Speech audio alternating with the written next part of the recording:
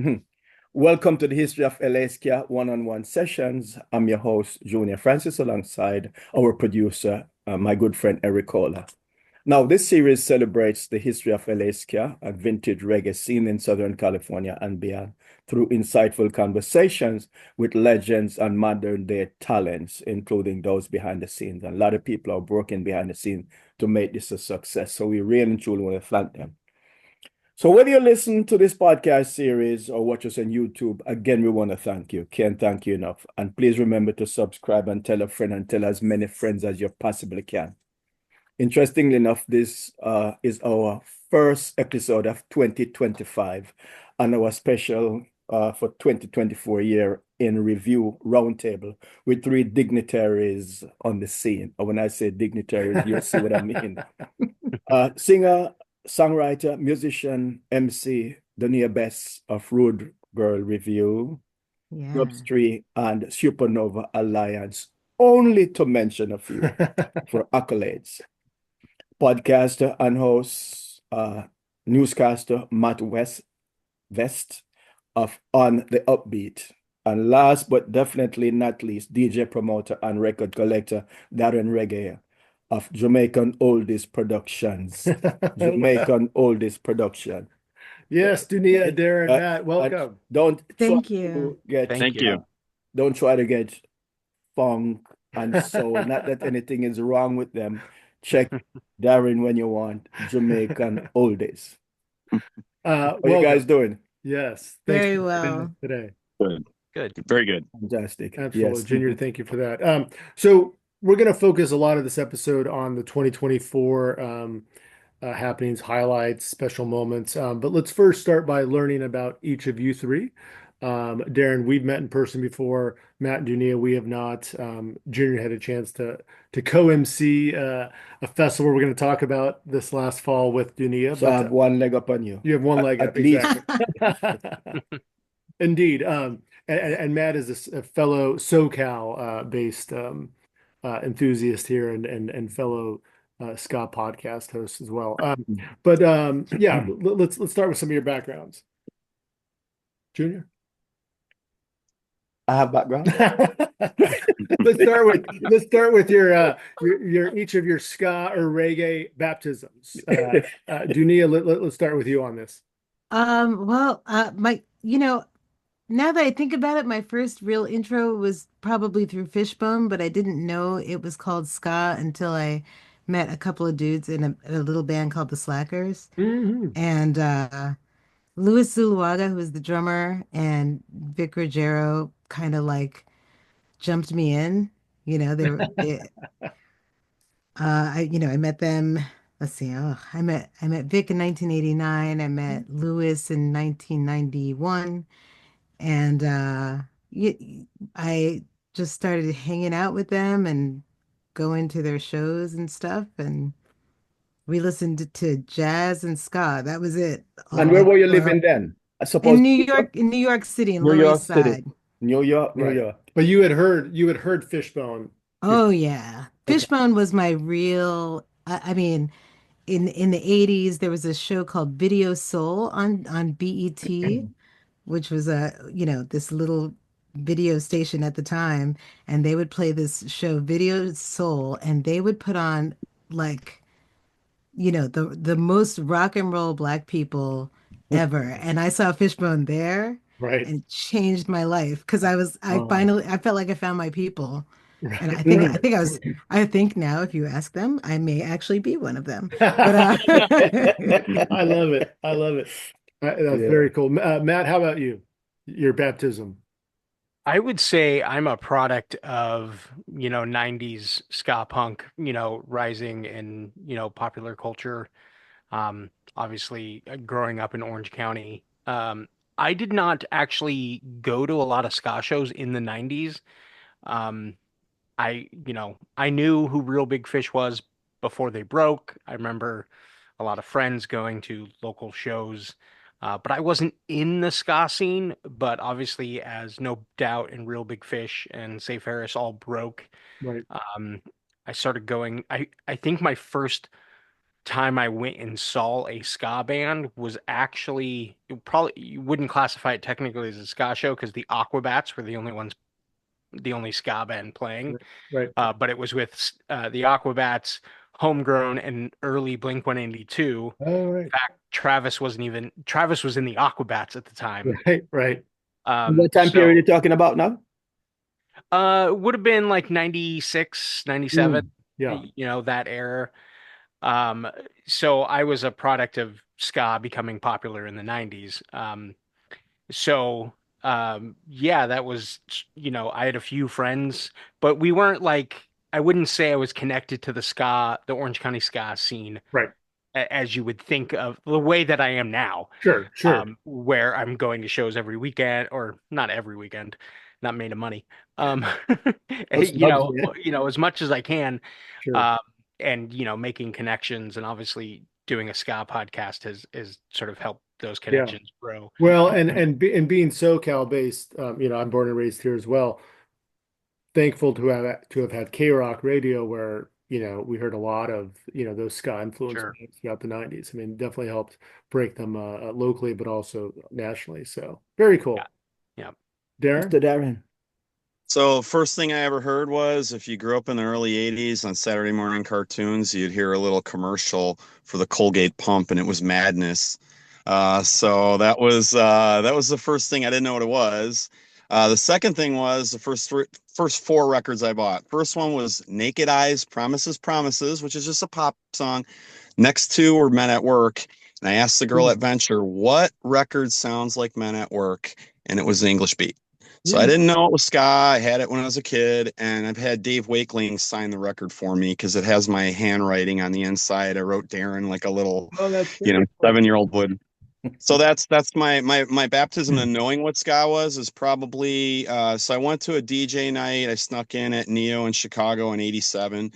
So 1987, I figured out what ska was. I really got into it maybe 1989, 1990. So that was just through people's tapes and going parties. I was a skateboarder, so you'd hear it at parties and stuff. So Yeah. Wow. That's really cool. And you haven't left, unfortunately. No, not at all. Yeah. Yeah. So Dunia, you touched on Slackers. So this is a three-part question. Okay, ready to go. Can you talk about some of the highlights in working with and being a part of Slackers, Agent 99, Dubistry, any of the earlier groups that you were a part of? Well, let's see. The real highlight of working with the Slackers and Agent 99 is just being around a group of people who could really play. Yeah. And I mean, it was really nice to just be able to kind of sing a tune and a beat and have them pick it up, which was really nice. Especially like Ara and Alec in Agent 99 were incredible at like just kind of like taking a beat, and they never wanted like Ara hated ska. So like they would take it and take some Minutemen thing to it and it turn it into something totally different. And and Jay and I would be like, okay, we can work with this. And we'd figure something out. But yeah, that was really fun. Kind of creating new sounds with Agent 99 was really fun. And But how many years were you part of the Slackers? it was hard to say. Let's see. It's probably less than 1 year because it felt like so long, but it probably wasn't that long now that I think about it. You know what I mean? But it was like the very beginning when they were Right. first starting to play all the songs. So it felt like it was the majority of their lifetime at the time. Right. Right. And then Agent 99. Agent 99 was 2 or 3 years. And you know, a lot went on in those little couple of years, but yeah, it was 2 or 3 years of that. And then after Agent 99. After Agent 99 was Brave New Girl, which was, I guess, 96 through we moved in 2002. So that was 6 years of that. And then Dubistry was when we moved to LA, and that was 5 years. and then Dubistry and Brave New Girl kind of became one in New York, and Mm. that happened all the way through. You lived So in LA for a while? yeah, I lived in LA for 5 years. On or about when? From 2002 to 2007, Did you guys roughly. cross paths? No, but you played Blue Beat Lounge, right? Yeah, yeah, Yeah. with just me and my husband and our little duet Right. situation. Yeah. I remember that from a flyer from the listings. I don't think I went. Mm. I think I Yeah, saw you live, but I do remember that. Yeah. So I don't think we cross paths. Mhm. but So we did Dubistry then in LA too. It yeah, was really fun. right. So then, tell us about your connection with Rude Girl Review. And by the way, that performance was amazing. I freaking love those women. Okay. So Rude Girl Review happened kind of by accident. Tara of Checkered Cast was talking to like I think what happened was Jenny and There we go, Kristen Darren with kind the of cool. yay, there it is. Yeah, Jenny and Kristen kind of brought it up as like kind of a joke. They were like, yeah, we should just get all the girls who go play Supernova, all the women on the stage all at once. I wish we could do it. And they were kind of like, yeah, but that's never gonna happen. And then Tara was like, uh, what about putting that together? What do I have to do to make it happen? And she just started doing stuff to make it happen. And they asked him in April if it would be okay for us to have a set in 2021. Right. Yeah. Mhm. And then they just started to assemble, and we had our first rehearsal in New Jersey. They just called, you know, 10 people from up and down the East Coast who they thought could make it, who they knew were going to play, and me, who I wasn't going to play, but they were like they wanted me in there, which is really very kind. And we met up in New Jersey for this rehearsal, and it was kind of instant love fest. Like we were all like, "Oh my God, I love your shoes. Oh, I love this outfit." Like, and then we're like, and then everybody could play. Like, oh my God, Cat was really the linchpin because it's really hard to find a female drummer who can really like Mhm. Right. hit the way you really want. Right. And although I'm finding more and more, which is very exciting, but Kat is like a dream drummer. She's Yeah, so I good. saw her on the steel. So Keep in time. so Excellent so so timekeeper. this would have been the fourth Supernova, this last one. 21, 22, 23, 24. Yeah, no, the 2021 was I don't even know which one that was. I'm terrible at keeping track. Um, It's been at but least yeah, 2 years, right? Right. Mhm.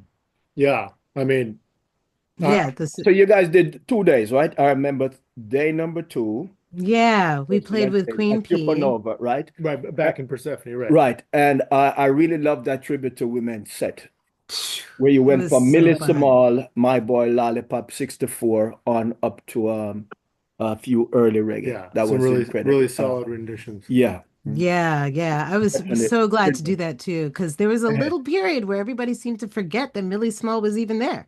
Oh You yeah, know what I mean? right. I was mad. And she's a forerunner. She set the pace in 1964. That's when Jamaican music really came into Right. the forefront. Right. Right. She internationalized Jamaican music. She Yeah, toured Mexico, among other places. Well, and she, I mean, she only passed a few years ago too. Yeah, yep, right. Right. yep. Mhm. Yeah. Um, Yeah, her daughter Jalen keeps up her Instagram page. Right. Oh, It's that's I amazing. remember that. Yeah. Yeah. Yeah. So if you message her, she'll message you back. She has her own page too. She's a singer Okay. Yeah, I and was trying to she sings all interview kinds of her. music. I was trying to interview her, but it didn't work out. Last minute, she pulled out. Hmm. Was it your? No, no. No, no, Previous. no, but right. Mhm. Yeah. Um, Matt, talk Yeah. about how on the Upbeat Ska podcast came together. So it kind of came together in 2019. I kind of pitched it around to a few other sort of people in Orange County. I actually started with Tara from Half Past Two, and she was on board for a bit, and then as things progressed and she kind of realized motherhood and other life and being in a band, Right. we're gonna Right. we're gonna take precedent for her, and so she stepped away, and then I went to Aaron Bertram, who plays trumpet in Suburban Legends, And we sort of started, and with Aaron, we did like 20 episodes. Most of those did not have guests. Mm. We just sort of talked about our own personal journeys with ska, some ska trends, dress and style. I did, towards the end of that initial run at the beginning, I did a breakdown. Because if you remember, like when No Doubt hit it big in like 96, 97, there was all these like, oh, they're not ska anymore, Sure. all this Right. stuff. Is And that a so lie? what? Is that a lie?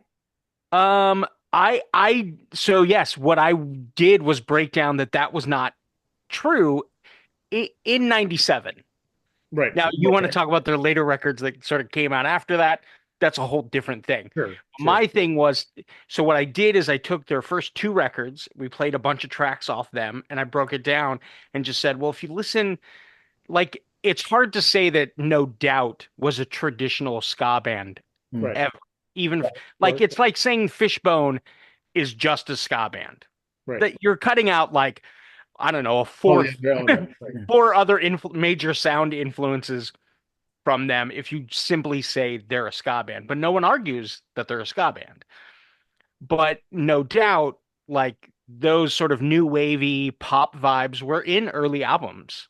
They were there. So you Right. can't say they just magically changed. It's just songwriters changed. Mhm. And you had a different producer who was more maybe producing and making Sure. a shinier, polished product. Right. But all those other early influences, like sort of funk and like disco-y, new wave, especially new wave sound, Yeah. those were all influences on those early No Doubt records. So we would do stuff like that. Nice. And then Aaron Bertram had to step away because the pandemic hit, and Aaron's day job essentially was all he worked at Disney. He and his wife have a kids group. At the time they were like they would go into like preschools and teach music classes to kids. Well, when the pandemic happened, all of that, all their livelihood shut down, Yeah. right? Disneyland closed. They couldn't go into schools anymore because schools weren't a thing. So he had to step away from that because he had to really focus on how's he going to eat. And That's so real. I asked RJ Phoenix, who was doing the podcast 23 Minutes of Ska, where he didn't really talk. Actually, he didn't really talk on that podcast at all. It was just music. And so we had kind of been talking. And then when Aaron had to step away, I asked him. And then it kind of, because of RJ and I having very similar schedules, it was easier to book guests to Right. come on and talk. And that's when it really heavily turned into like an interview podcast. So now, we've talked to almost every major band that's been in the scene to uh, you know, major band that's been in the scene in America, I would say. Right. So we've had everyone from the Slackers to Less Than Jake to Real Big Fish, Five Iron Frenzy, obviously Catbite, and almost every Bad Time Record band, Omnigone, Kill Lincoln, you know, and but Orange County bands, Bite Me Bambi, Chase Long Beach. And Tara Hahn's a regular too. Yes, it has been noted, especially early on, that Tara Hahn was a guest a lot. In fact, No, I'm not criticizing. She's great. I'm a huge fan. Well, she got asked on, I think, In Defense of Ska, like one time, why was she on the Upbeat so much? And the answer is, especially as you're starting out, you Sure. talk to your friends, and because Tara and I had become friends over the years, just going to shows and seeing each other, it was just really easy to gravitate towards Right. people you know. Also, I would argue that no one in those like 2 years that the pandemic was, no band put out more music than Half Past Two. Mhm. Wow. So they were They were always very promoting. If they weren't putting out their actual music like through streaming or whatever, they were part of like a bunch of those collaborations, video collaborations Right. that you see that sparked during the pandemic. So they always had something to promote. So it was just sort of easy. Yeah, Tara and Talena did a great dancehall crashers. Yes. Yeah. Edition. Yeah.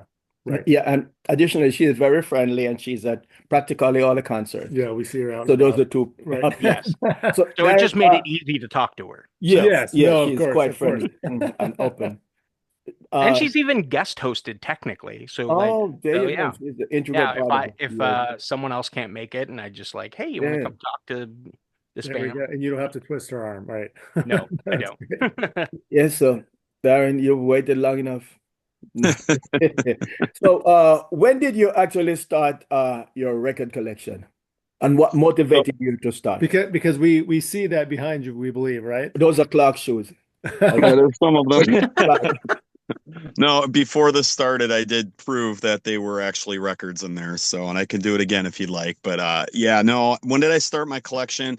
I started it from that day one, from those first 4 records. I never stopped collecting records. I've never And stopped what were collecting they music. for the benefit of our audience? So the first record that I ever bought was from a chain that doesn't exist anymore called Venture. It was like a Kmart or a Target. And I bought Promises, Promises was the song by a band called Naked Eyes. It's, it's like a pop song. And then the English, And then- those are the two, right? And then 2 Men at Work records were next. And I asked the girl who was the attendant there what sounds like Men at Work. And she gave me an English beat record. So that was my 4th record. I didn't know it was ska. And then I moved on to different music. Heavy metal was big in South Side of Chicago, and punk and oi and hardcore and all of that stuff. I was a skateboarder. And then I discovered, I knew Madness from, we talked about this before, I knew Madness from the commercial, Yep. but the record collecting started really when I got into heavy metal and punk. And then somewhere along the lines at a party, I heard what was the specials. And I didn't know what it was. It sounded great. It was punk to me though, but it had like an upbeat to it. Didn't associate it, but I thought to myself, sounds like Men at Work. I didn't think English beat. Sounds like Men at Work. I like it. And then somebody threw on a Scatolites record, and then that was it. That's what it was. It was a Scatolites. It was actually it was a Studio One comp with the Scatolites on it. I think it was Scabadaba was the one, the yellow one. I think it was Scabadaba. So I think that was the first thing that got me into ska records. Then it became, there are no ska records in the Midwest of especially Chicago. There's no ska records here. So how do you find them? So I would mail away for them. Yes. Everything was mail away then. There was no internet. It was a list would get sent to you. You'd send an IRC, you'd send International Reply Coupon, you get a booklet, and you would guess you'd like it. Okay, what is this? I don't know who Eric Monty Morris is. I'll just throw $5 at it and see what it sounds like. Sure. And in so deep, my gosh. And Darren, That's is that how you met Chuck Wren of Jump Up Records? So I met Chuck Wren actually in Milwaukee, of all places, not in Chicago. And it was probably 1989 at one of the ska fests that were up there. And I just went to it because, it says Ska Fest, and I went, ooh, ska. And I went up there, took a bus up there, and I met him there. But we became really good friends early on, even before the American Skatha came out. But certainly when that came out, Chuck Wren had ska concerts in Chicago 3 or 4 a week, and it was ridiculous to do that. But I'd go to school and I'd go to a concert, go back to school, go to a concert, go back to school, go to a concert. So and before we move on to some of the highlights from 2024, Darren, touch on some of the legends that you've worked with on the Jamaican Oldies side of things. So Jamaican Oldies it's not defunct, but it's kind of in remission right now. But the stuff that we did, so we had, of course, me and Junior actually spoke probably for the first time with Pat Kelly. Junior is certainly the reason why I got Pat, we were able to get Pat Kelly to Chicago. Chuck Wren is really the brains behind the whole thing. I was just really helped to Chuck Wren. He was jealous of me going to, particularly in 2011, to Los Globos to see Derek Morgan play. And Chuck couldn't get away. His responsibilities, his father, he has a record label, he has a job. So he said, hey, we're going to do this here, right? So I told him, if we're doing this here, I got to see Desmond Decker in Canada, and I got to see Prince Buster. Wow. Or Desmond Decker in Chicago, I'm sorry. Prince Buster in Canada. Third singer was always my favorite, was Pat Kelly. I got to see Pat Kelly, and that's how Junior came involved. Junior helped us with that, and that's how we met. Me and Junior did, and then No, so no, well, out of desperation. So I told yeah. Pat Kelly, won't you come to LA and I'll get you a couple of gigs and we'll go to Mexico. So it didn't work out so well. So one night I really couldn't sleep because he was really frustrated because the LA gigs weren't going good apart from Las Globas. So we went to TJ Flap, like about 100 people. You know, that can pay expenses. And so one night I was up late and I hop online and I said, let me talk to somebody in Chicago. You know, I don't know what to do, right? Want to make Pat happy and I guess restore what was left of my reputation. He said, oh yeah, perfect. You know, he's going to talk to Chuck and the rest is history. Wow. Yeah. And then Derek, I mean, a whole trailer load of people. Monte Morris came through. Yes, we had Ethan Tex. It yeah, all we had started with Pat Kelly. Right. Wow. with Pat Kelly, we had Stranger Cole lined up, and then Pat Yes. Kelly would who I Ken wanted. So Booth almost, but just something went wrong. He didn't come. But several other artists came through.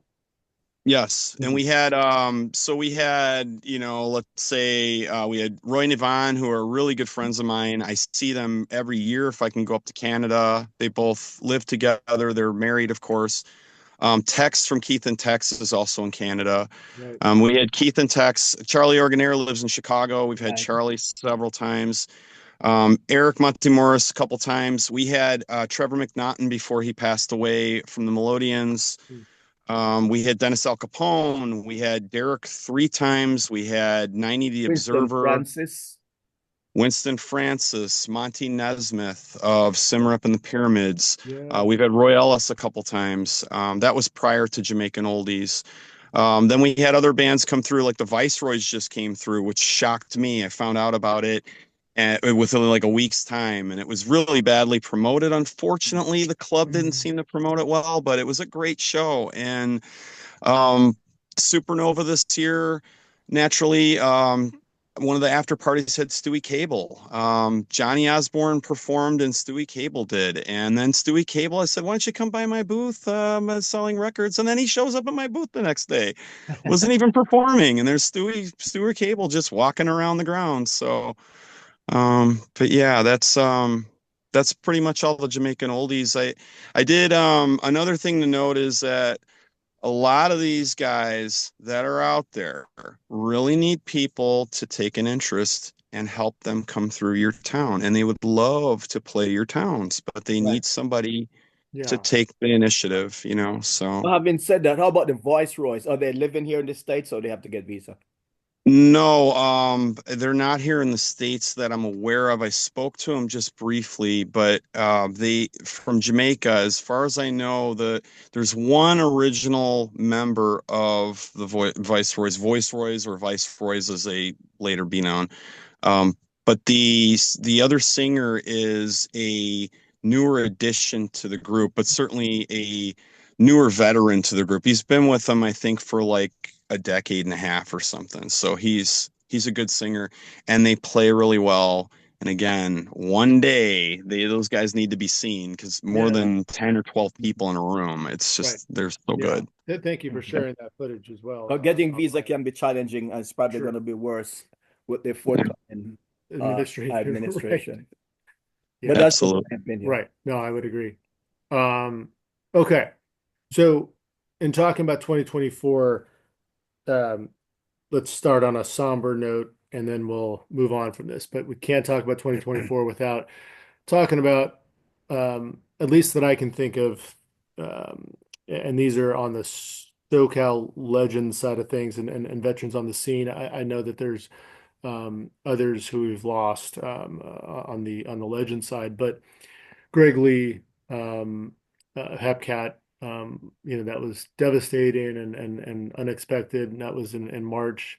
Um, a few months ago, Jerry Miller of the Untouchables, we lost. He had been battling an illness for a number of years. And then another one out of the blue, Dan Bower of Dynamic Pressure and Sand Dollars and the Upbeat. So huge losses to the scene and to they contribute a lot to music and Greg, someone who I knew closely over the years too. So that affected the scene. I don't know if the three of you Yeah. have seen Hepcat and worked or even knew, but any words about them or anyone else also that you want to mention? Greg, because first met Greg in the 90s when Hevcat first came to New York. Right. And so, I met him then, and then we were lucky enough to play with him in Durango at Ska Brewing. Right. Yes. And we had a great Rude Girl Revue night with Greg Lee, where we like hung out in the hotel room and watched Duran I saw some Duran. of those And photos and videos. Yeah, that was oh, it was so much fun. And we had the best time with them. And especially with Greg, he like really hung out with us and we were having a really great time. And it just feels so strange. Like over the years, I kept being like, hey, we have to get our girls together because we have daughters about the same age. And I just like I could not even I couldn't even believe I know. what I was seeing or hearing, you know. Still kind of can't. I'm still expecting that to be kind of, he's gonna be like surprise, Right, right. you know. But yeah, We devastating. had worked with him a few months earlier. His last concert, he filled in for Ken Booth, and I Oh, remember him saying The glass house. specifically, Yeah. I'm going to make this happen in honor of Ken. I'm going to make this happen. Don't you worry." And within what, a month? About a month, About a month and a everything half was later, set. yeah. Yeah. Everything Yeah. was set. No, I mean that was his last concert. Yeah. that's heavy Fill in as for Right. filled in magnificently to the group. Okay. oh my God. I Yeah, it's so Mm. I didn't know Greg personally. I never got a chance to meet him. I've seen Hepcat um, a couple of times. The last time I think I saw them, they played a thing out here in Orange County. It was called Brew Ska. Oh, yeah. Right. I think it was 2022. That Maybe sounds right. Yeah. That was yeah, a good maybe sign. 2022. His voice is Mm. phenomenal. I mean, just even listening to him talk, you're like, I know that voice. Like Yeah.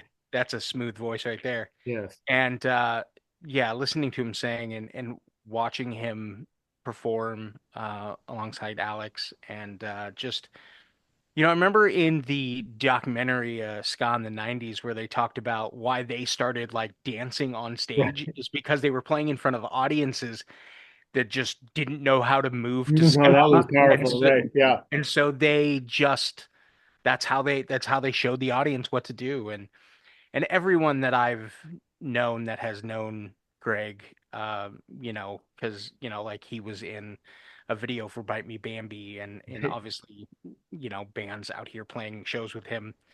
Everyone spoke very highly of him, of being a very kind and compassionate and loving person. So it definitely was something felt by the ska Yeah. scene, just Yeah. sort of being it.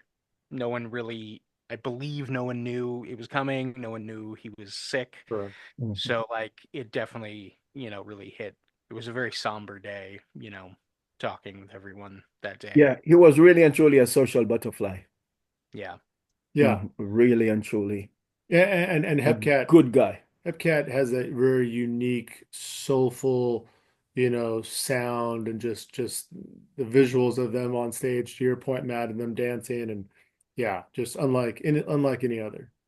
Yeah.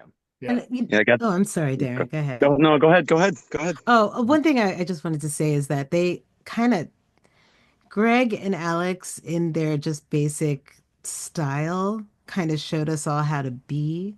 Like they classed up every room that they entered. Mhm.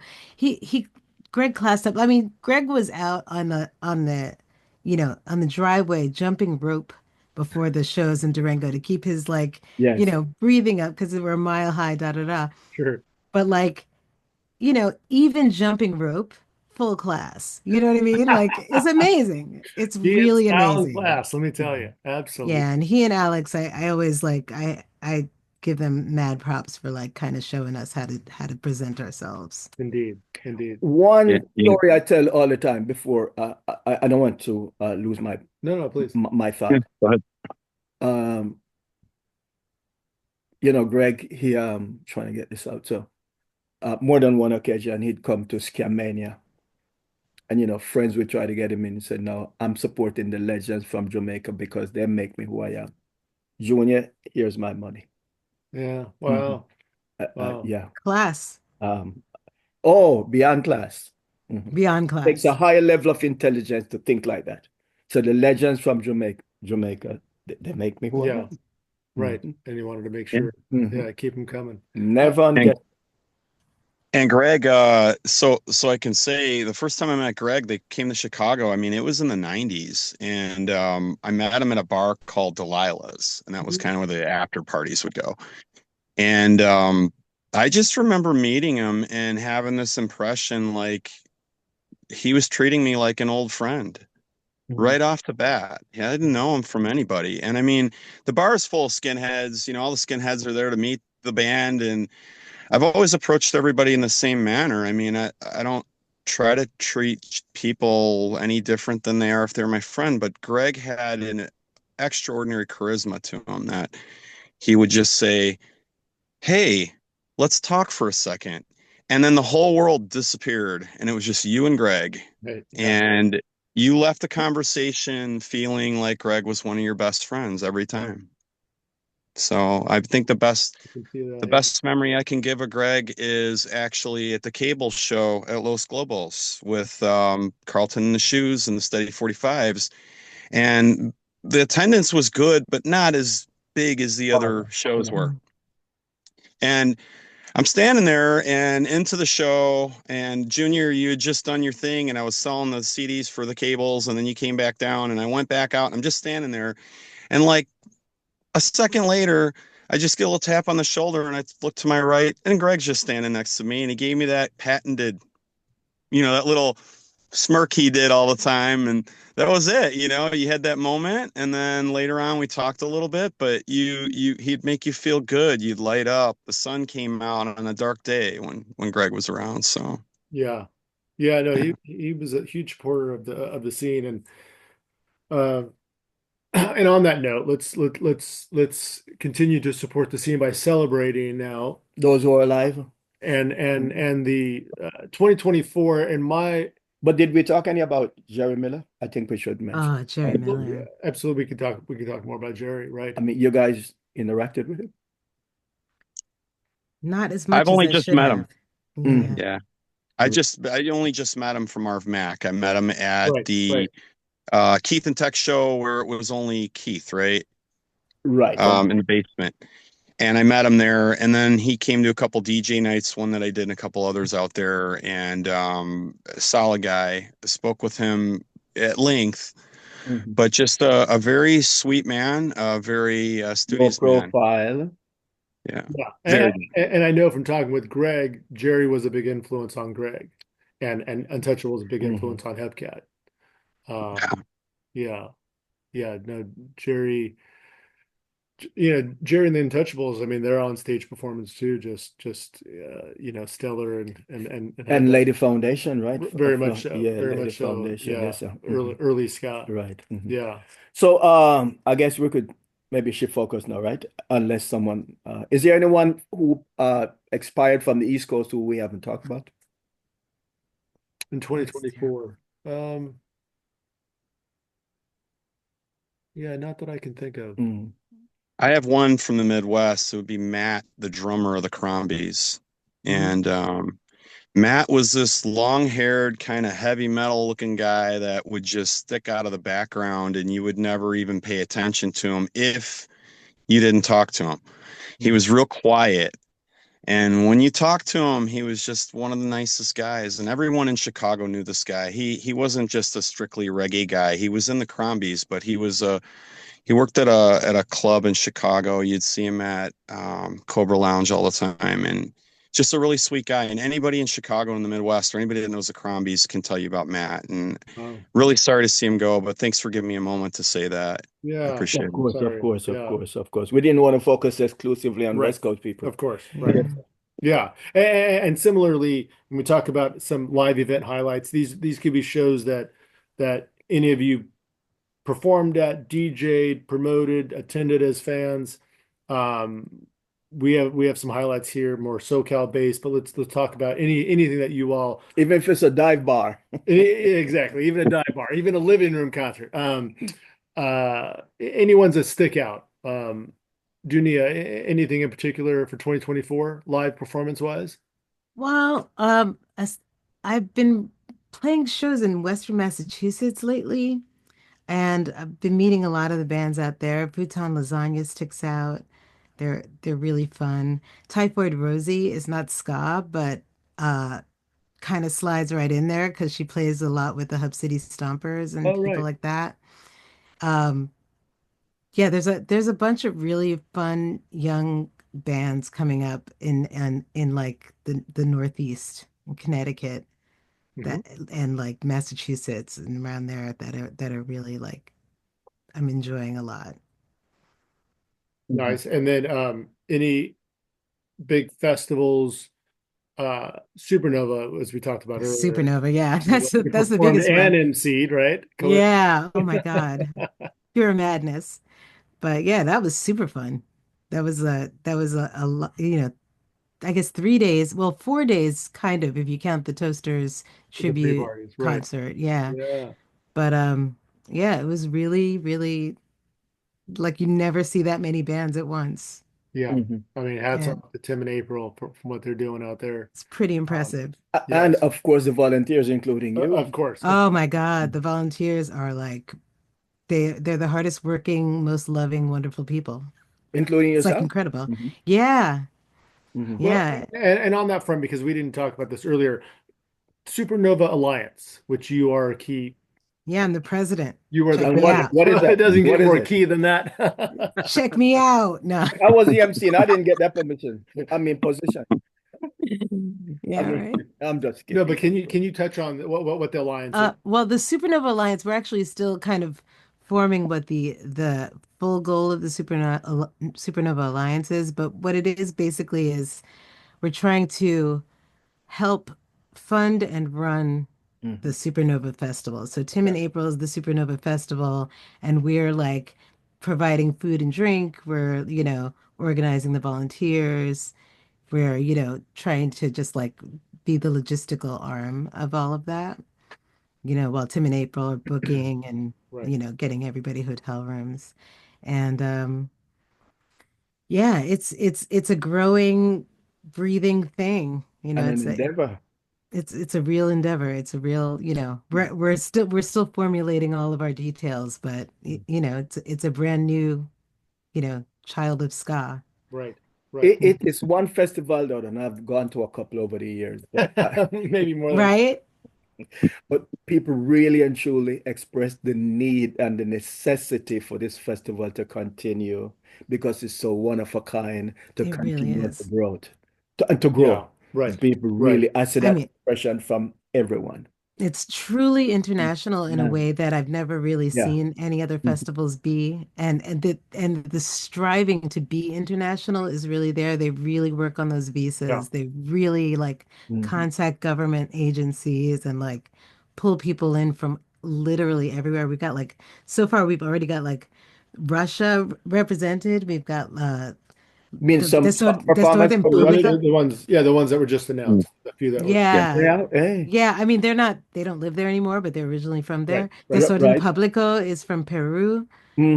Los Fastidios from Italy. Like it's just Yeah. like everybody's coming. I think it has one place to go that is up. I Yeah, And there also seems to be a real sense of community and camaraderie amongst the bands that play and the musicians that play there. So that's my sense. I'm keeping my fingers crossed I can make it out this next yeah. year. It's really special. Yeah. So if you were in our group chat for on the Upbeat, you would hear almost every summer, the entire time, me complaining, why doesn't Orange County, Southern California I know. have this festival? And they're like, and I get a lot of pushback from Gary from the Backyard Superheroes, who's on the East Coast. He's like, but you look at all these bands that you have out there that are sort of centric to Orange County. And I'm like, yeah, but I want these East Coast bands here. And I know it's even just within the states, it's hard to get from the East Coast to the West Yeah. Coast. But I'm constantly jealous No, of I know. Supernova. Well, I'll tell you, Girl Revue would love to play some Southern California. I know. Well, I think you guys should come on tour. I think so too. Mhm. Yeah, I Maybe- mean, maybe I so. tell everyone, I mean, it's easy for me to say, hey, we want you. I can tell you we want you out here. It's all about, of course, always trying to, find a venue for Yeah. Yeah. For a And- massive group. yeah, and that's even something I noticed, sort of talking about shows. That's even something I've experienced over the last, because I've been heavy into the ska scene, Orange County ska scene since like 2016 or so. And there was a connectivity for a long time, and then the pandemic hit, Right. and one of the show promoters that we had, they kind of stopped when they didn't come back when the pandemic. Who was that, if you don't mind me asking? That was Pocket Entertainment. It was Right. and they kind of just, life kind of went a different direction with the pandemic, and Yeah.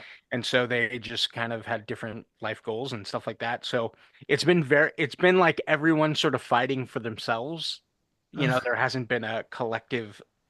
So I'm hoping, because one of the shows, at least, that I was excited to do was actually a show on the Upbeat, technically hosted and put together back December 14th. And I'm hoping to do more of that. So who knows?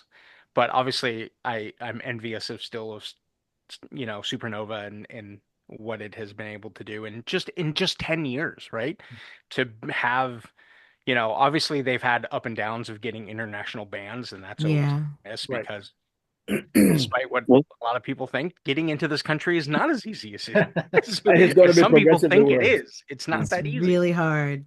Supernova, yeah, Supernova's come a long way, and the first one I went to was at the oldest fairgrounds in Fredericksburg, and it was just a big, like rectangular grass square. There was Wow. nothing to it, and to the point now. Then they went to the Ouzelfinch, which is at the same area that they are now, and now they have the beach access. I mean, they get the Virginia Lovers Love sign up on the beach, access to the beach, just all the stuff that's gotten so big.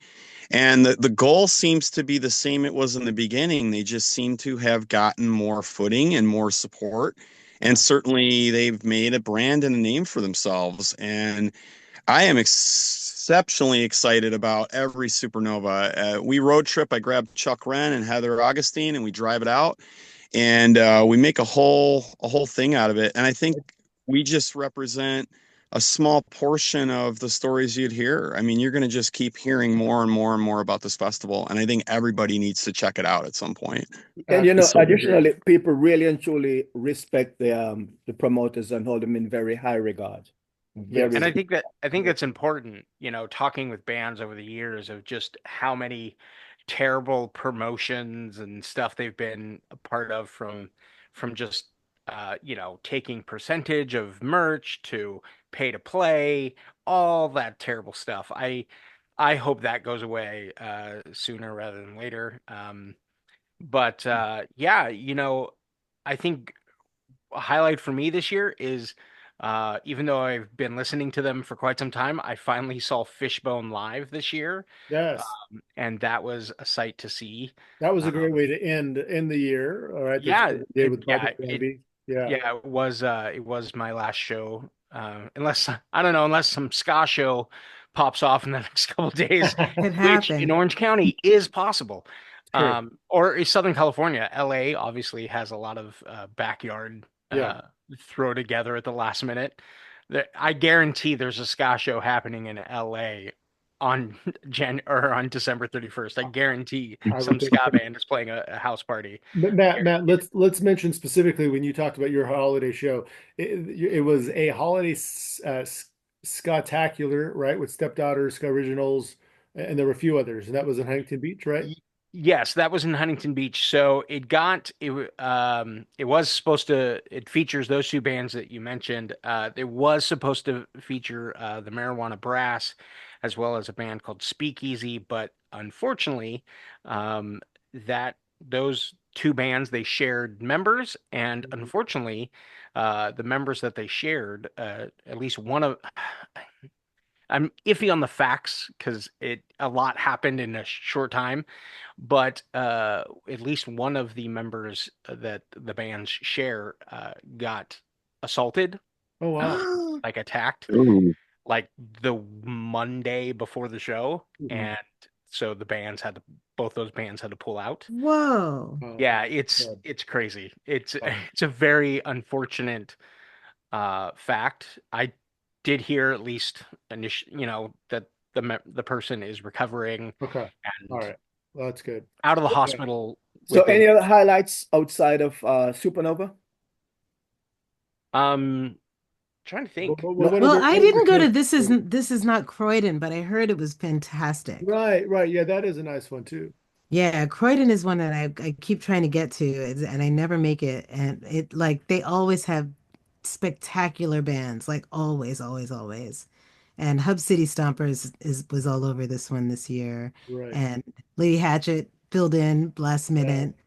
And you know, just yeah, Croydon Fest. I'm looking forward to next year's too. right. To as an attendee or performing? Um, well, we shall find out. Yeah, there you go, you know. You never know. That's true. Sometimes I get called in to do something. That's true. That's true. Matt, what other shows did you go to that are sticking your um Out here in Orange County, we have a venue. It's called it's actually a skate shop and a record store. It's called program? Program. Yeah. And they put on all sorts of shows.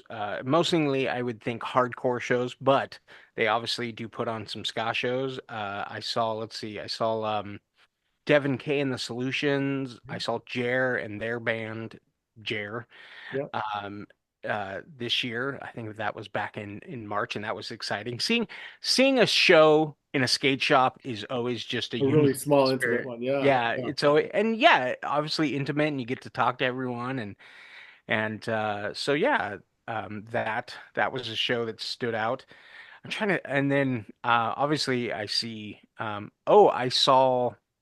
Uh, I went and saw Bite Me Bam. Or no, sorry, I went and saw so many Orange County bands.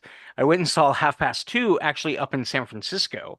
Nice. Actually made the drive out to San Francisco as they were doing their record release shows. They did two shows, one in San Francisco and one here in Orange County. My original plan was to uh, see both, but I convinced a friend to go with me to San Francisco, Mhm. and then we decided, well, he's never been to San Francisco, so we stayed the day to Oh, sightsee. nice. So, but it was very interesting to see a band that you've seen many times in a venue that you've never been to. Sure, sure, Mm. It was sure. at the venue out there in San Francisco, bottom of the hill. And yeah, that was exciting. It was with Omnigone and Flying Raccoon Suit, which I had never seen before, and they're a great live band. They're always fun. Yeah, so that was definitely a standout just because sort of the road trip aspect. I think anytime you get together with, and even though you've met all these people before, but you're all of a sudden in a different part of your own state, and you're just like, this is like an adventure. So Yeah. that was good, and seeing uh, Chase Long Beach, they put out a new EP this year, and they had a release show, and that was pretty good at Chain Reaction, and a lot more ska shows this year at Chain Reaction.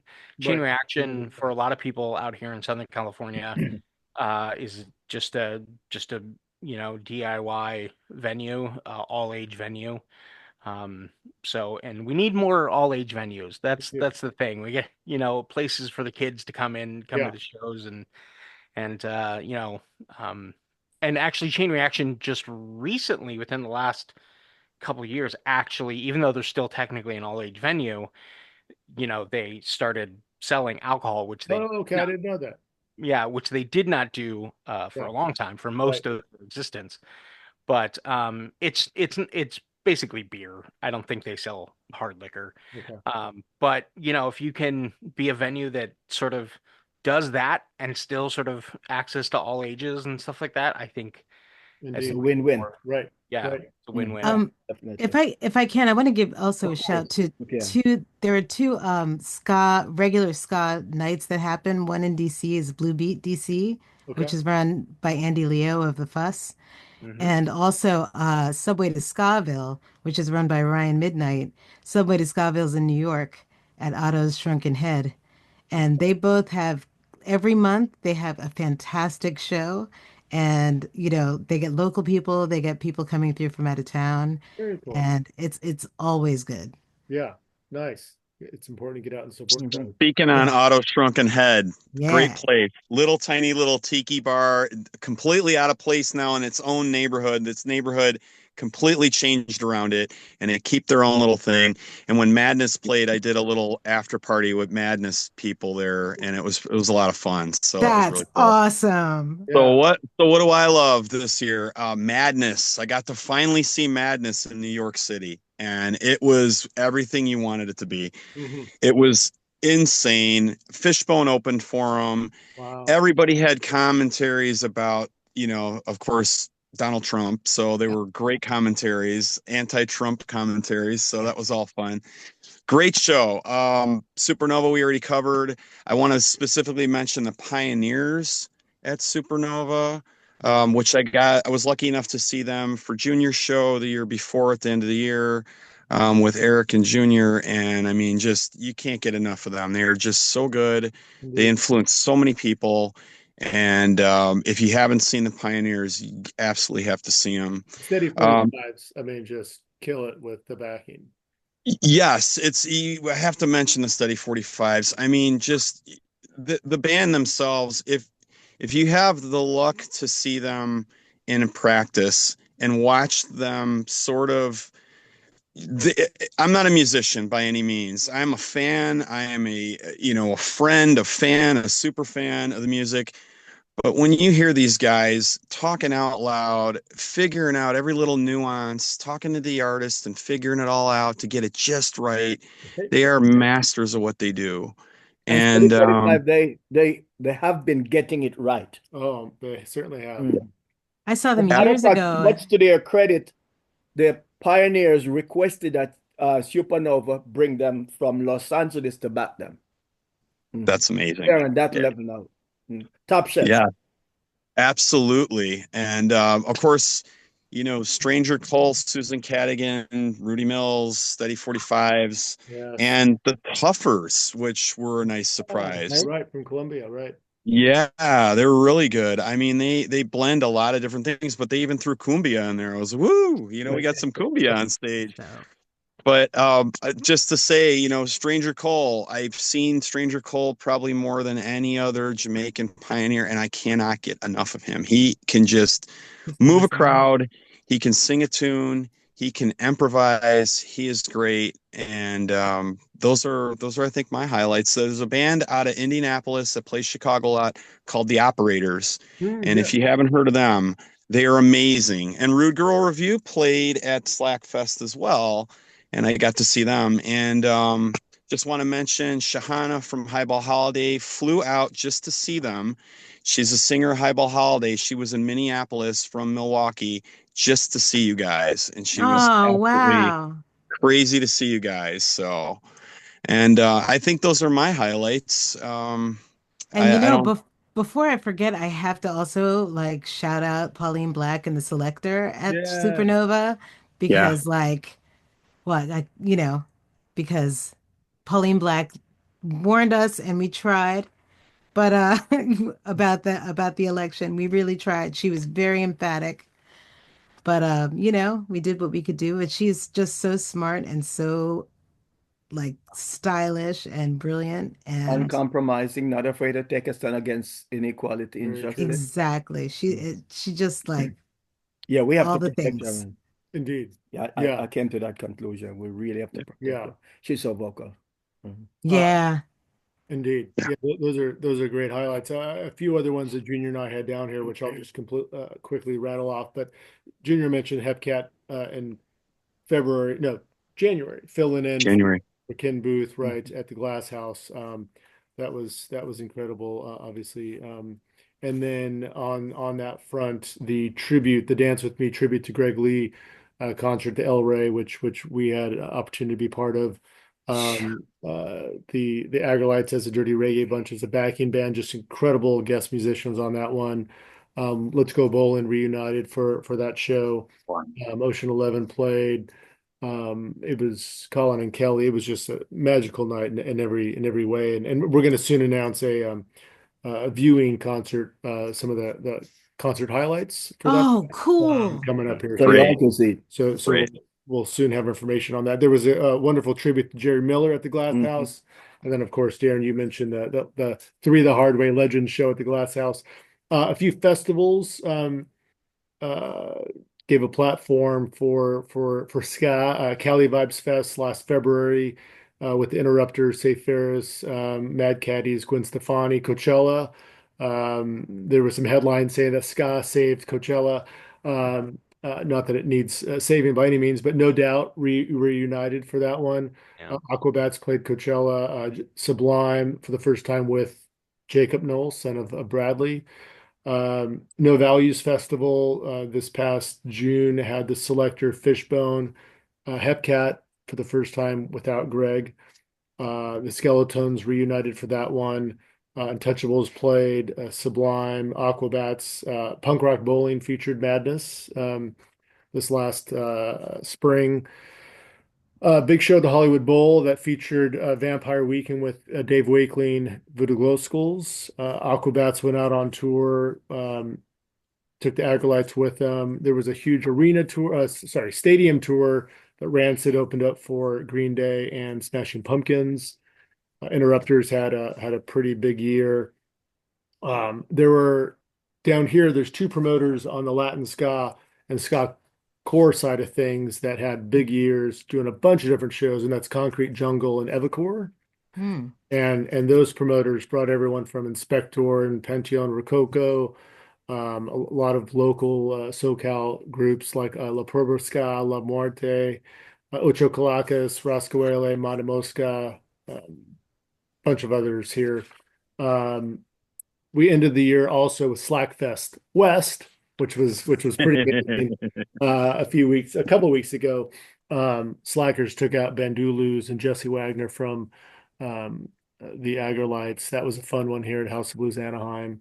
Matt, you touched on the Fishbone, Bite Me Bambi. So yeah, those are a few of the others. And Roddy Radiation. Yeah, came from the specials. Yeah. He's here annually, which is good. Right. He's always welcome in Southern Cal. Yes, very much so.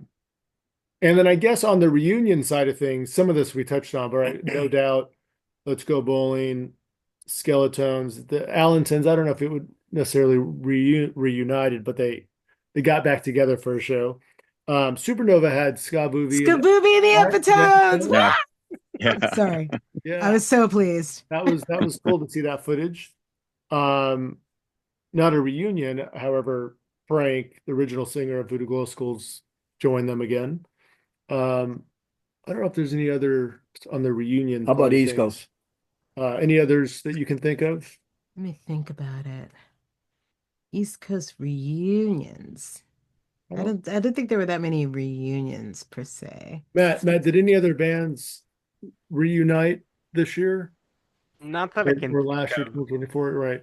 Yeah, not that I can think. I think you touched base on a lot of them. That, you know what, as you talked about, I kind of had forgotten about how much ska had like just been present at Coachella this year. I think one of the members from Vampire Weekend like was spotted wearing a Steve Pickle shirt, and I think Pickle shirt. Yes, he was. Oh my God, I forgot about the Operation Ivy set by the kids from Catbite and Laura Jean Grace. Yes, Yeah. Which was like right. That's a highlight. I mean, not a reunion, but maybe a revivication of some sort. Like it Sure. was pretty No, cool. I mean, it might be the closest thing we have to hearing those Yeah. songs live, right? That's true. And would we say that? I mean, because I don't know, being from the West, but has Mobtown been playing, or was that kind of a reunion when I saw Mobtown play? Reunion. What was that last Yeah. year? Yeah, I think that was the only reason I didn't mention them is because that was fall of 23. But yeah, That's what it was. yeah. Yeah. But they Yeah. are coming back Last to year. play the Royale They're show. playing the Royale Yeah, show. this Yeah. coming January, right? Yeah. But worth mentioning, amazing. Oh, When I saw them absolutely. play. 100% Absolutely. worth mentioning. Yeah, Mobtown. definitely, Right, definitely. right. And I know I'm Yeah. leaving out like Supernova bands galore because everybody, the thing about Supernova that really got me was that everybody was amazing. Mhm. So Yeah. like I could sit here and list Right. 35 bands, but I was really impressed with the band from Texas. Oh, yes. What's the name of The Latin band. you mean Los Mal Hablados yeah, or beyond, yeah, amazing, they amazing. were freaking Amazing. great. Yeah, that was Yeah, cool. yeah, they're on another level. I And saw a very lot of friendly, very competition. friendly. Oh, extremely friendly. Yeah, I think Super with a lot of nice. competition. They remind me of Bob Marley. Take it to another level. Yeah, right? You know, Duke Reed. It's not going to be a normal night. We had so Yeah, much fun. yeah, It was so much yeah. fun. Yeah. My goodness. Let's turn our attention to recorded music, whether it's new music or reissues. Matt, as a ska newscaster, as part of your podcast, right? And separately, you put out these really cool content videos, where you highlight new releases. What are some of the ones that stuck out from 2024? I mean, for us, obviously, personally, I don't think it's any secret that I tend to lean very heavily ska punk.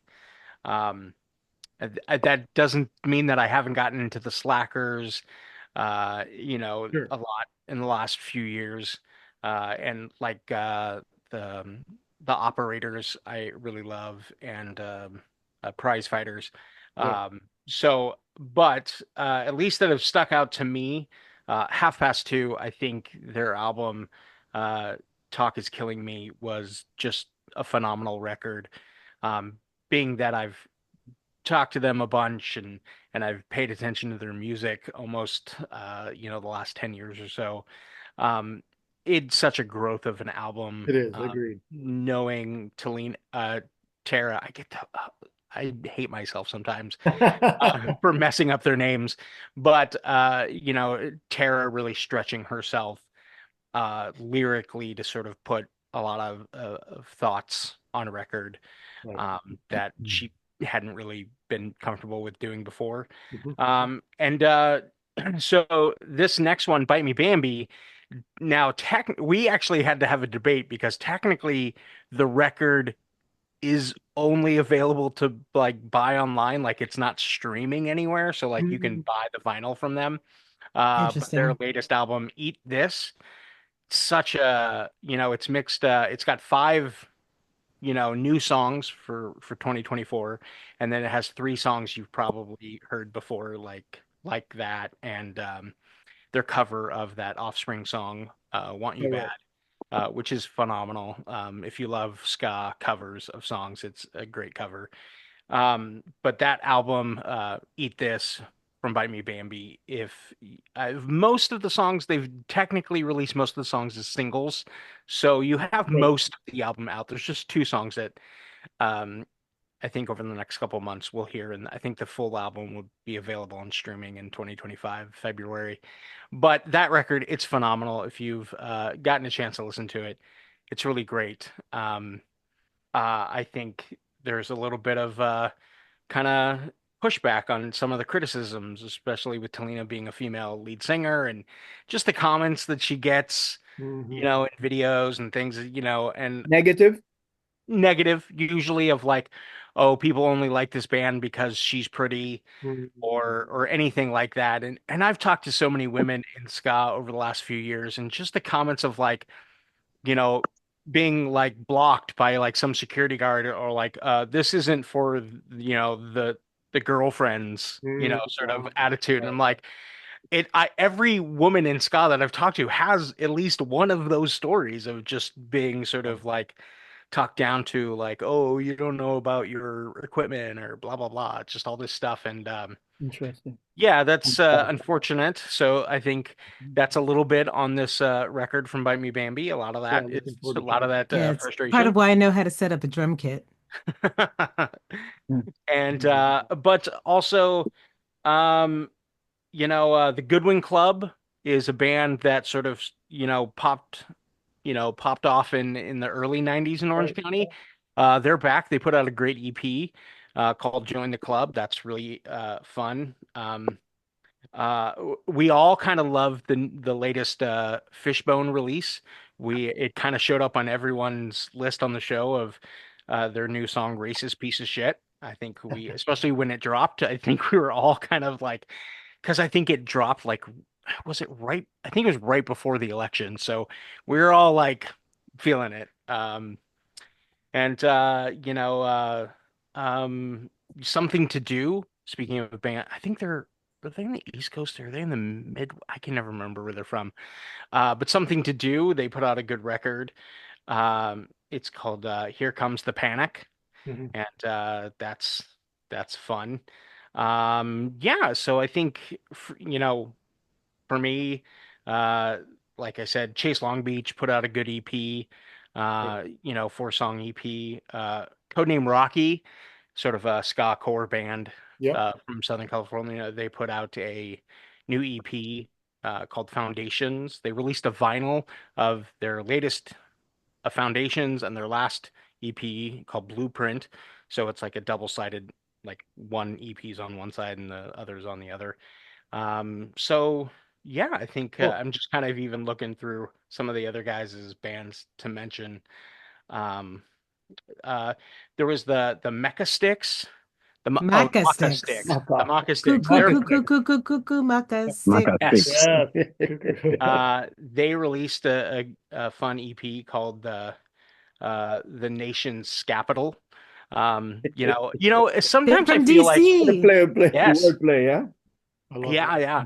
A lot of people kind of like roll their eyes at ska puns and band names or album titles and stuff like that. There's some clever ones, let me tell I'm you. like, there are some clever ones, and I'm like, look, we can't really get mad because those kinds of things have been with ska since the beginning. I mean, the Scotalites, they kind of started it. Like, you kind of just gotta shrug your shoulders at it, right? You just go, Good point. well, it's been there since the beginning, so you can't really say much. So yeah, Nice. but yeah. No, that's a great list. Dunia, Yeah. how about you? Oh, Any well, highlights? I happen to have this thing in front of me. Can you see it? Wait. Hey, This is the hey, Specialized Project, Oh, right. Yes, yes, yes. the 80s decade release. It's got 4 discs of 80s covers by all kinds of ska bands from all around the world. Right.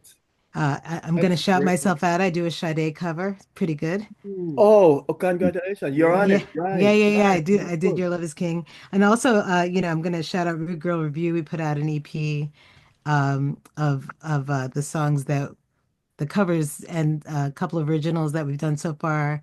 And we also put out Holiday. a holiday, Yeah. yeah, a holiday single, Yeah. which is pretty fun. And so those are fun.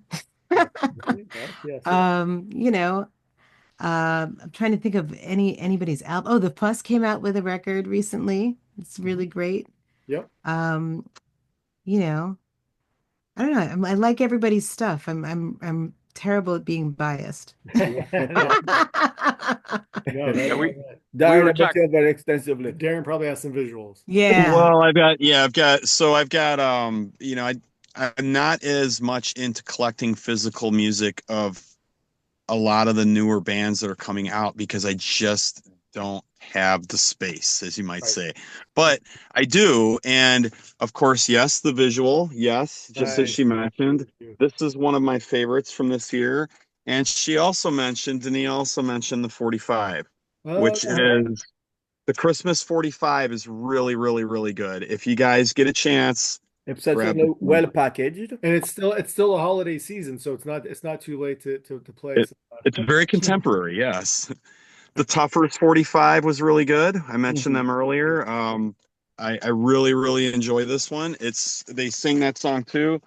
Roy Navon gave me an LP that I didn't have, and I think it's fairly new, and Really it's recaptured really the essence of good. the 60s. Yeah. Wow, that's Yeah, good. Wow. it's really, really, really good. And if we're going to talk about performances, people, talking about new music, the operators, when they perform, sound just like the record.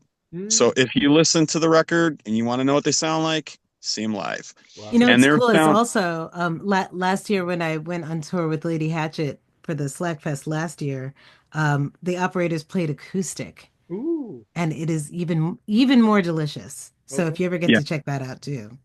Yeah, and when their sound, if you haven't heard them, they go from A to Z. They have songs that sound rocksteady, they have songs that sound ska, they have songs that sound punk ska, they have 90s very sounding, could fit right in with Agent 99 stuff, the same kind of horns and everything. So I'm big on them. And then when I say there's a lot of people that don't have physical music out there either, and they don't have digital downloads, Is that a and you new just trend kind of, now to avoid the download since people not getting paid?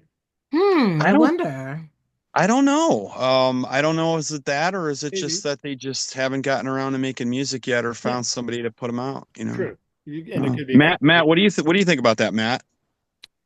Well, I mean, there's definitely some bands that do just kind of put stuff on Bandcamp because they'll essentially make more money that way, it does it I think those streaming platforms, all of them, because I feel like people shit on Spotify a lot, but it's not just Spotify. Apple Music doesn't pay any money, and Tidal doesn't pay any money. Like none of them do. So But they were set up to rob people. yeah, I But, mean, but, but the there's important, just I mean, it's really a marketing platform. yes, it's I it's use a it as commercials. yes, and it's also I think a lot of bands look at it as it's a way to draw you in to come to their shows and hopefully buy and merch. buy merch, whether it's shirts or stickers or and I do say do buy if a band is putting out physical media that you like. Obviously, I don't think you're going to be able to buy like 50 records a year. I mean, maybe some of you can, but try your best to the ones that really kind of hit your heart, that really kind of you gravitate towards. Try your best to support them buying the physical media. And look, I got a stack of records, but I probably listen to stuff more digital or streaming because, my car doesn't have a record player. Um, but I mean, And all. I understand why bands gravitate towards just putting it on something like Bandcamp, even though Bandcamp does take a percentage, but it's actually nothing compared to what Spotify takes from them. Right. I have to kind of shout out my husband on that one because he wrote an entire book called The Piracy Crusade about the streaming, like the fight for streaming and like what it was and what it became and why Yeah. what it became kind of sucks. Is it at your Yes. fingertip you can show? God, do I have a Piracy Crusade on me? I don't. Can you believe it? Well, I'm making a But note. get it. Yeah, he was at the Supernova book tent last year and hopefully will be at the one next year too. Right. Mhm. Yeah. There's a couple other things I want to mention too. Is that Oh, you absolutely, sir. just because you cannot, or I have no room for the music, it doesn't mean I can't tip the band. You can go right up to the band's table and give them $20. You're Don't take the absolutely music, give them the $20. Here's gas money. Here's great. whatever you need. Great. And also, as Junior will tell you, when someone tries to put me on a guest list, I still buy a ticket. Buy a ticket. If they put you on the guest list, it's great, but still buy a physical ticket. Even if you don't use a physical ticket or you can't find anybody to take it, let the promoters, Junior will tell you, it's not just the bands that aren't getting the money. The promoters aren't either. And a lot of the stuff that we do behind the scenes does not pay anything. And It's as all to my make it happen. and as my friend Lady Hatchet says, every time you tip a musician, all your dreams come true. I love that. Yes. Yeah. And I have to borrow supporting that bands, line. even if you can't go to their show, Mhm. for repost on social media. Anything And you can. Yeah. Right. additionally, people don't own the music that they stream, so people need to buy music for posterity for generations to come. It's What's going to so happen true. when they stream and they And you can go buy away When it things because vanishes. they're robbing people? like They will go There you away, Rude go. Girl You can buy Revue Yeah. stuff. button stickers. right? Yeah, Rude Girl Revue stuff. All kinds of Rude Girl. Yeah. You just buy stuff. You buy their stuff, whether you can have it or not. You give it away as gifts. You give it to Sure. somebody else. Buy books. Yes. Yeah. Yes. We're Yeah. gonna touch Yeah. on some books. I have a list of a few other highlights, but Darren, anything else from 2024 music wise? Nothing. I have a lot of old stuff. Nothing that's going to highlight anybody brand new. But if you have stuff you want to highlight, I'm interested in old stuff. Well, I mean, so when you're a record collector and you collect things that are older than you are, I'm 50 years old. I was born in 1974, and the median of what I collect goes from about 58 to 74, right to my birthday. So when you're collecting things that are as old as you, there's a lot of things that come into collecting them. How to get them, how to hear them, how to know they're not stolen, broken. There's all kinds of things that come in line. There's a guy in New York right now that said some of his records were stolen and sold on eBay, and they're sold by a reseller. So the reseller wouldn't know. And if anybody collects old reggae records like I do, we can tell you I get some of my own records back when I buy them. And I sold records to a guy in Florida, and I bought records from a guy in Italy, and I got the same records. They were records I sold to a guy in Florida, and they changed hands so many times. So um, what highlights that I have, we call these things Holy Grail records. And I actually just got my hands on a copy of Stop That Train from Keith and Tex finally. Wow. A real Jamaican press, first press, plays really well. That's Yeah. really cool. So That's great. so I there's a lot of those, and that's not what this segment's about, but I mean, you asked me, so I told you. Yeah, and I'll ask you one more question just for curiosity. Sure. How much something like that 45 costs?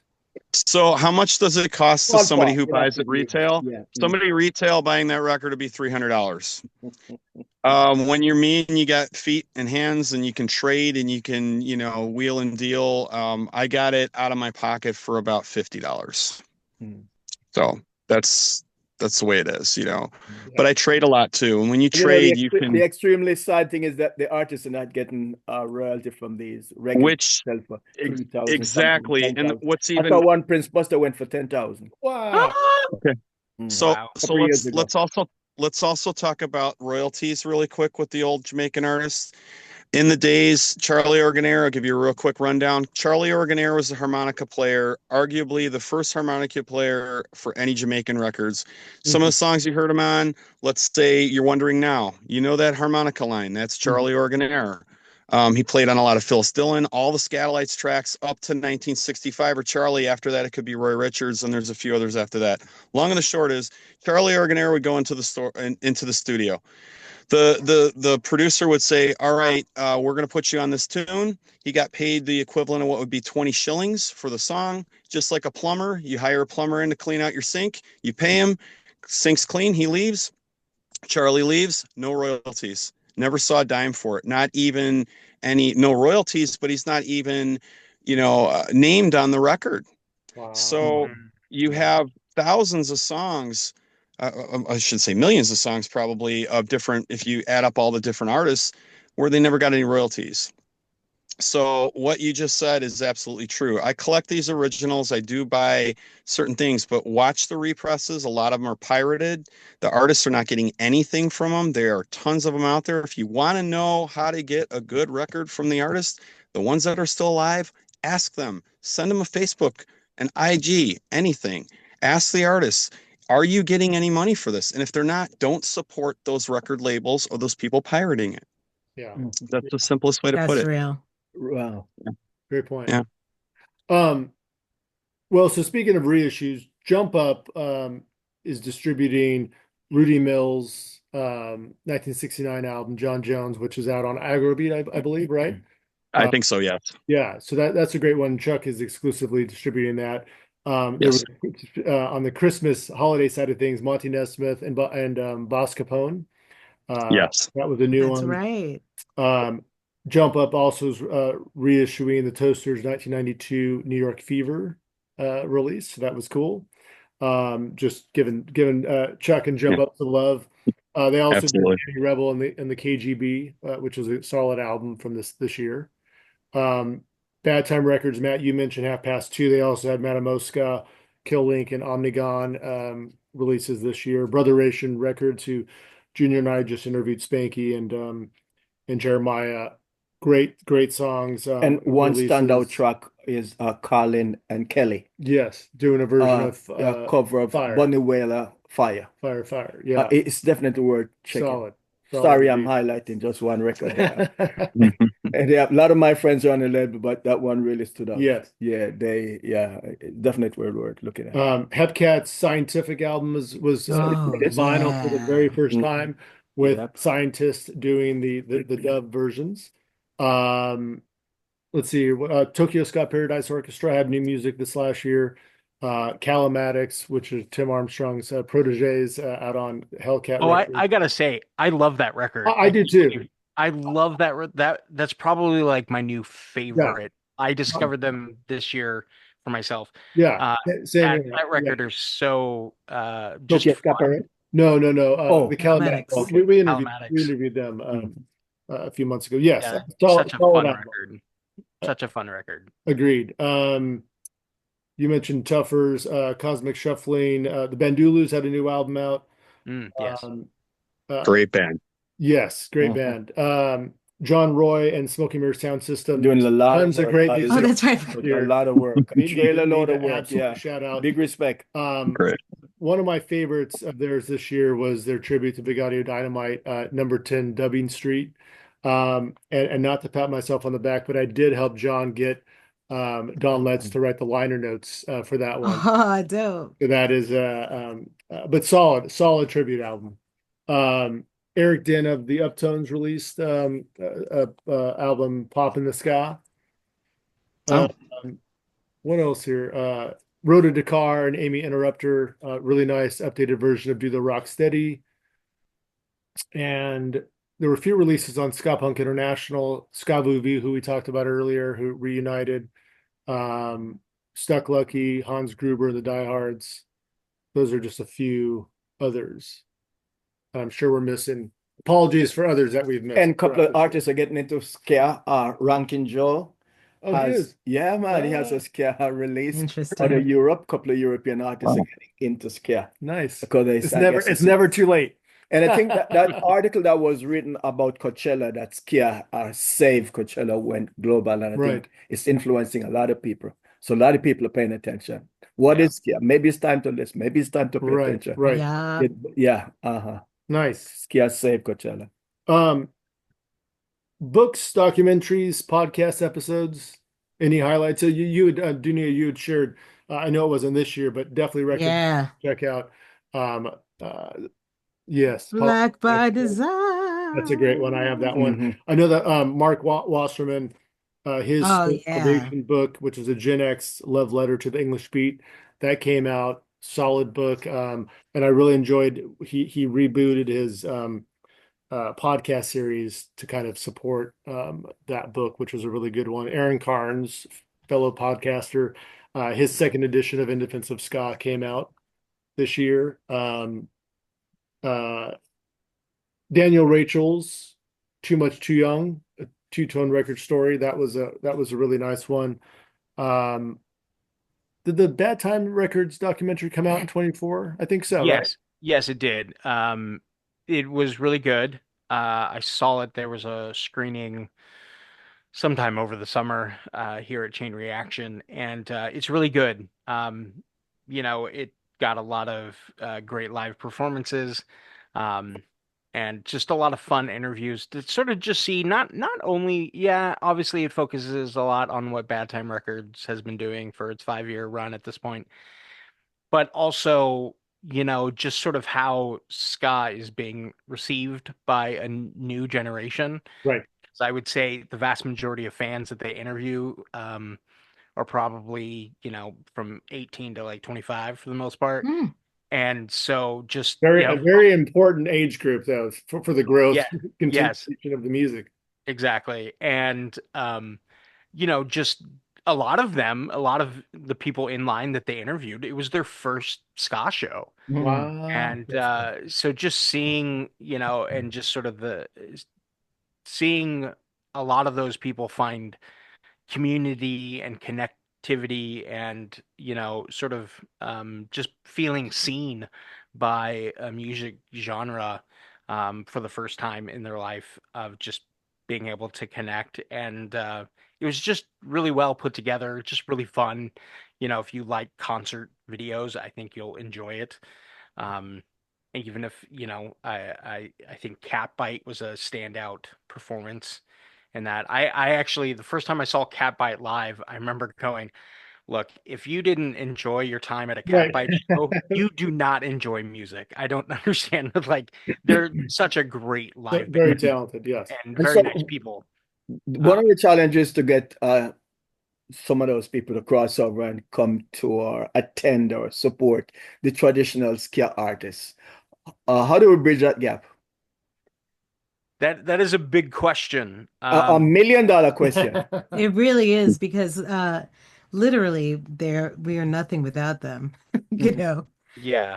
Because I was And passing out flyers at what was that show I went to 2 Fridays ago, and people didn't recognize Oh, that was Roy. oh, Aquabat And, show, yeah, right, 2 nights, full nights, passing out flyers. Who was Roy? His name? I don't know. Yeah. yeah, the Aquabats is my youngest kid's kind of Yeah, it's Yeah. personal intro to ska, but and I'm not sure how we can get them to cross over. So if I yeah, had to say, from just sort of like a promoting factor, I Uh, would say you've got to put some of those bands on the same bill together. mhm. Obviously, Supernova, I think, does that. I think they've They do, obviously, right. Supernova really is a place where you have newer and older bands colliding. that's Uh, part of why it's such a great show. It's Yeah, like, you I get think the pioneers and then Catbite, right. so. I think not necessarily that we need more Supernovas. I mean, I'm not going to fight it. Kind of do. Hey, If we, it's Supernova West. that's I'm for a I'm here. Supernova West. Yeah, I'm here for it. Uh, but even on smaller, Mhm. shows where it's 3, 4 bands for an evening, I think you've got to find a way. Obviously, I can't imagine you're going to put the Voodoo Glow Skulls on with Scott Lights.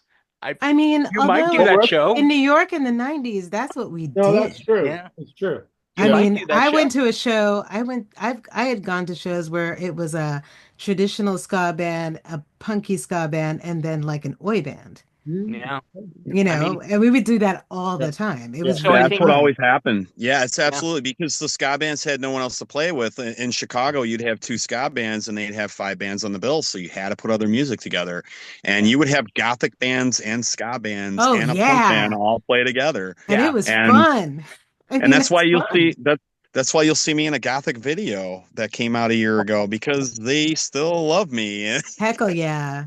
Yeah. So But there's a yeah, lot of ska bands that will play with non-ska acts. You see I don't think festivals. yeah, bands don't care long if Bands do not they care. do not Right. Yeah. care. Right. But But it's if you're still a challenge. talking, I noticed sometimes the traditionalists they'll go outside if non-traditional bands are playing. so They won't compromise. it's Yeah, hard because, like, I see some of this even, I've been at shows where the headlining band is not the biggest draw for the Sure. show. True. Yes. True. I've seen that. But I guess the sum of it I would just say is stick around for all the bands.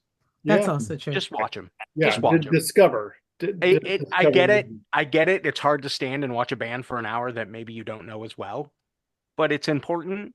And it's just, I guess because I have a little bit of a like theater background too,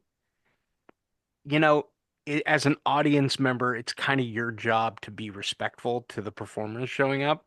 Yeah. So there's a lot of things that you should do to be respectful. Those True.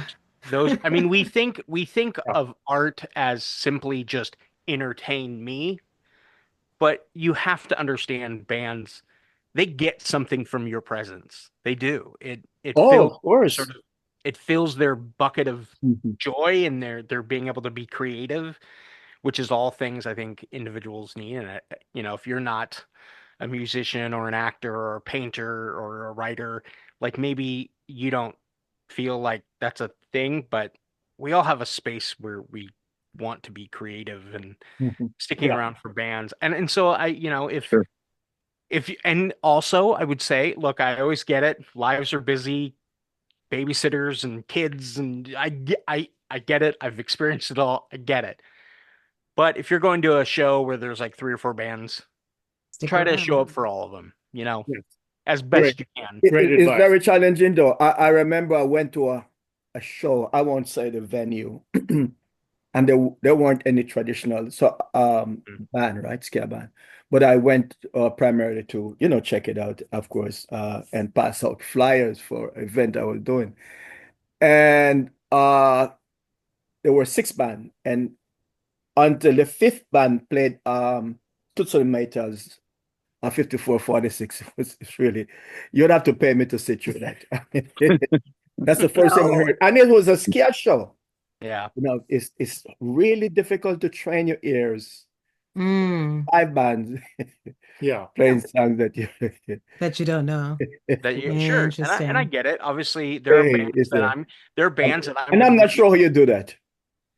there are bands that I'm going to be front and center with, and then there are bands that maybe if I don't know Right. as much, I'm standing. But I guarantee Yeah. Mhm. I watch. I try. So Obviously, it takes intelligence and discipline. It does. does. But the other thing we've talked about is there are fans that love reggae and might love Toots, Mhm. but aren't going to go see the Scatolites or the Slackers. Right. You Right. know? So there's even that Sure. check. That disparate, Sure. taste. Depends on how open-minded, right, somebody is. Mhm. Yeah. So any other 2024 thoughts before we talk about 2025? Anything we didn't touch on? I think the one thing I learned in 2024 is how strong the community is. And Sure, that's the thing that I'm going to carry with me into 2025. Yeah. for sure. Yeah. Mhm. I like that. And yeah, so 2025 seems like a year we may need that community more. Yes, we will. That is Mhm. true. Yes, we will. We've needed that community a lot for the past like 10 years, I feel like. But this coming year feels So Globally, we need to it each, all around what the are you world. guys looking forward to in 2025? so let me end out my 2024 by saying Yes, my sir. birthday is January 20th, which Mine is if like the you're not 19th, Darren. Yeah. High Yeah. five. Wow. Well, you got to remember that January 20th is the inauguration. Yep. Is that So good in- or bad for your birthday? Well, so in 2008, it was great. I was in DC on the lawn for Obama's inauguration, first run. 2016 and 2024 are going to be, I'm sorry, 2025, I misspoke, are going to be similar. It's like returning to the dark ages for me. I'm not really excited about the new presidency, as I think most people aren't. So the sense of community you guys are talking about, absolutely we have to carry that on. And you don't have to save the world, but you can watch your friends. You can keep people you know safe. And particularly, a lot of our friends in our community have a lot of people that are going to be targeted, not just by the administration's laws and rules and all the nonsense they want to do, but all the crazy people that like to follow them. And those crazy people are out there, and we have to keep everybody safe, and just look out for one another, not just at ska shows, but everywhere. And so what I want to carry with that is that sentiment, is that it's up to all of us to keep all of us safe. And that thought, I'm inclined to believe, and I think it will happen. It's going to be extremely difficult, profoundly difficult for artists from developing countries, Africa and Jamaica, to come to America. And now during the first Trump administration, there were almost a lockdown, African artists. And I got this from very extremely reliable source that they were not letting It's going to be challenging. African artists into the United A States. lot of and giving them. the A award. lot of, but like what world-renowned, like decades old, famous You can't come to people. America Yep. off limit those 4 years. I Yeah. don't know if they're going to go back to those dark days, but I have no confidence or trust. Yeah. Yeah. And it's tough getting there too. Them going to Mali Yeah. right now is Niger is in peril. All these countries are having you know, very seriously provoked civil situations happening, and it's ugly. Yeah. It's true. So we may see less international artists in the US this year from Africa and even Mexico. I know a couple of artists from Mexico were coming here. Really? Right. Oh yeah, man. Oh shit. Yep. Oh yeah, 4 years ago. Yeah. Mhm. Well, I wonder if some of the the songwriting, some of these themes will be carried over in some of the songs that are written by some ska artists, throughout the next few years. Oh, I'm sure you're about to see a flood I would love that. of political songs Yeah. coming Girl Revue from has got ska. From Nice. ska. This Is the Year is Yeah. it's Right. a Yeah. Right. But it's it's a unfortunate that people have to yeah wait until crisis to make reality song, because the reality That's is true. always there. No, I know. Yeah. Yeah. It's really it kind of is frustrating that it's kind of like we watched someone walk carrying gasoline and matches, but we didn't do anything until they lit the house on fire, right? We waited till it we was tried. I don't yeah, know. well, I Yeah. give that's it a true. I Yeah. mean, super I would say try. ska tried for sure, but as a global sort of as individuals, in the sense of like Yeah. sometimes, I was listening to a podcast, not ska related, and they were kind of talking about what people do and like when some sort of accident happens and you have those people who go right in and then you have those looky-loos who kind of look and Oh, sure. maybe they kind of get in the way or people that just like, oh, I'm not paying attention to this and they just walk on by. Yeah. And There'll sort of always will be. sometimes the world we live in. But as far as ska in 2025, I think I'm just looking for, I guess in some sense, I'm looking to get more personally involved in sort of making shows happen within the scene, but also just, continuing to do what I do within ska and talking to bands and trying to get people excited, Uplift. about bands and what Yeah. they're doing and try to highlight, the voices in the scene of, and, at the same time, trying to still hold hope and joy and fun and, There we go. activity and not try to just look at the downfall. try to still hold that light Yeah. up, like, Yeah. look at all this positivity that's happening that people are paying attention to and stuff like that. And so, Yeah. I've been saying it for years. Joy is the revolution. That's true. yeah, Yeah. that's true. Right. So I think And holding on, joy is contagious. It is. it Yeah. is. But Yeah. you guys might have to seize on the opportunity and capitalize and going on tour. Yep. The legends are not coming, then you guys just have to Yeah, we got to do it. Let's make your get presence be Girl felt. Revue out west. Hell yeah.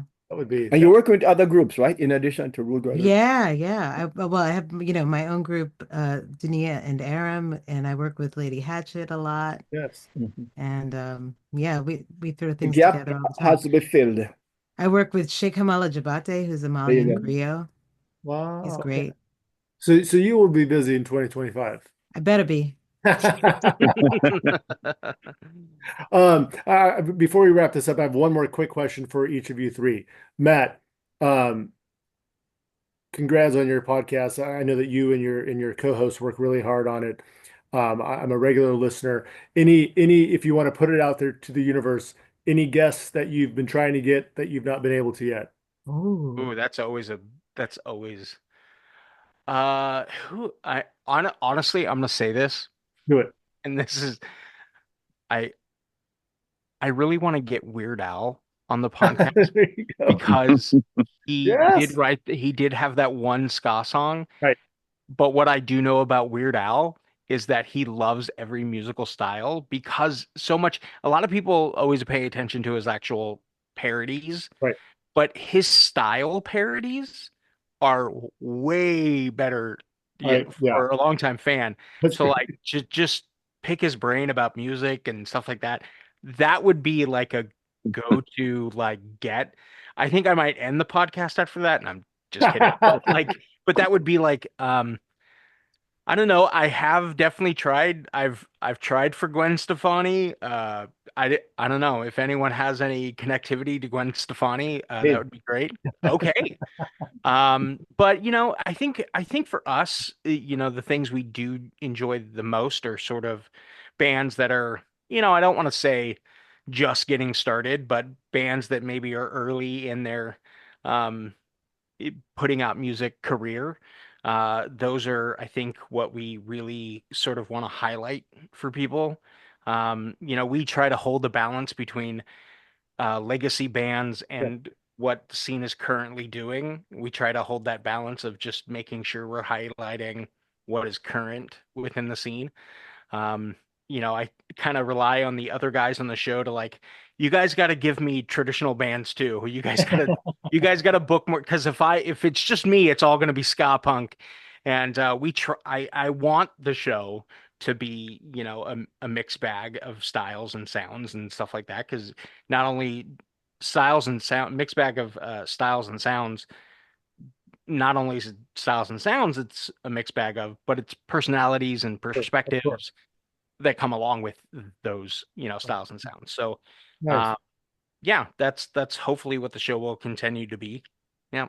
Amazing. So, any parting words, Matt, before we move on? Just, you know what? I'm just gonna go with our show slogan, which is keep listening to ska. There you go. Absolutely true. Darren, Yes. include your parting words. Well, actually, before your parting words, Darren, I have one more question. Not at the tail end of your question. Oh, right. His parting- There we go. Darren, how big is your record collection? Oh, that's a secret. So, You'll get they that. asked me, everybody asked me that, and the last count I had on my 45s are 30,000 reggae 45s. Wow. So I do sell records too, so that's outside of that 30,000. Wow. So you have multiple copies of, say, Slim Smith, Everybody Need Love. You asked me that before. Slim Smith, the Slim Smith record you were looking for, I still have not, but I will get it for you. I will find it. I don't have a multiple of that, but I do have, so in my core collection, I do have multiple copies of things that will include like 15 different versions of the 10 Commandments by Prince Buster. That's one of them. That Wow. yeah, there's different pressings that were done, and my favorite one, and I'll share it with you another time, it says religious record. That's all it says on it. And it's actually online. There's other copies that exist. And it was sort of put that way to try to pass it along because it was kind of a, risque record at the time. So Judge Dredd Records did the same thing, which I don't, Judge Dredd isn't really a contemporary artist people want to listen to anymore. He was a very sexist, chauvinist in his disgusting records. But unfortunately, he's part of reggae history. There's a lot of that stuff. So what's going on in my collection is it is a lifetime sort of collector's nerddom. And I told Chuck Wren one of these days I'm gonna have to sell my record collection because you can't take it with you. And then what does Chuck Wren say to me? He says, I'm gonna be like a pharaoh. It's all going in the ground with me. Oh, snap. So parting words for 2024, intro to 2025 is, I think we have to stay positive. I think we have to stay caring for each other. I think if we all concentrate on this music that we love, we can do some really good things together. And I think that we can all get through all this with what's been going on. We can highlight the good things, not focus on the bad, and try to keep love is love. Absolutely. Let's just love and be loved, right? Yes. Yeah.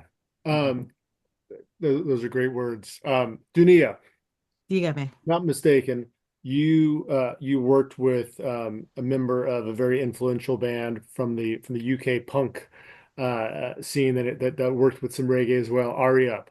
Is Oh that yeah, correct? that's I got a picture back there. Yes. Can you talk about what it was like working with Ari? It's funny because like we didn't work together as much as we just hung out. Okay. I mean, we What was it like to occasionally hang out with her?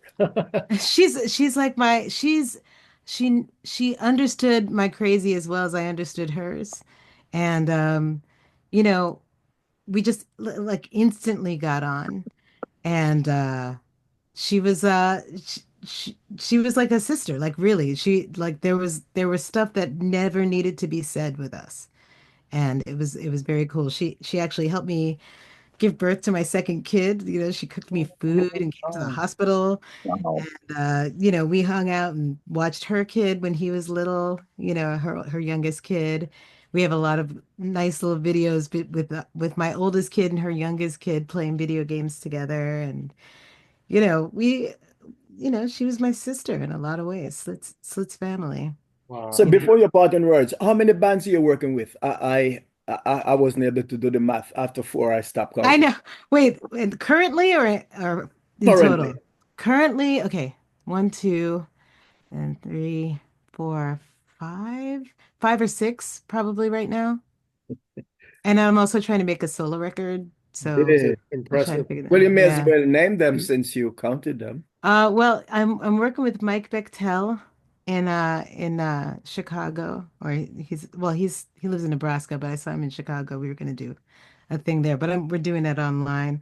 Of course, Girl Revue and Dunia and Aram, we're always making stuff together. Um, Smoke and Mirrors, I'm always doing stuff with them. Uh, let's see, who else am I doing stuff with? I did a little bit with Agent J. I'm hoping to do more of that.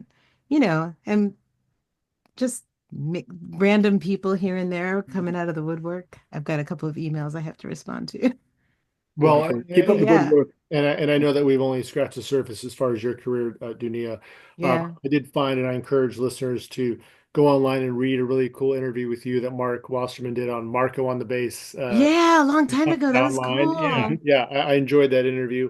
And then as we talked about, I can't remember if it was on earlier in this episode or off air, but your interview, you and John Roy on Horn Pod, and you Yeah, brother on Defensive Scott. So yeah. fans can My learn good more friend. about you since your involvement in the scene is definitely I know. an important one. So yeah, well, Well, thank you. And indeed, yeah, thanks to everyone. Thanks for your ongoing support. Thanks for taking time out of your day to talk to we us. do. We Your appreciate you History of It's all. LA so wonderful to see you guys. Ska. Really.